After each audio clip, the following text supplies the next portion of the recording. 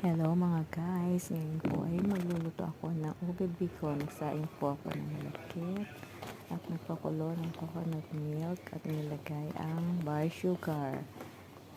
Hinalo lang hanggang sa matunaw at nilagyan ng food color na ube. Ayan, hinalo-halo lang, haluin lang po natin hanggang sa matunaw.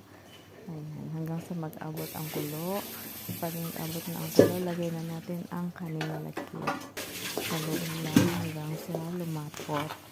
Hanggang sa mawala na yung kanyang gata at mahalo na sa kanin. Ayan, ganyan lang po, kadali. Ayan. Ganyan po ang texture na dapat.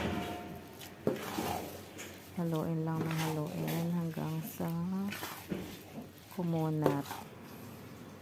Ayan na po, luto na ating ube biko.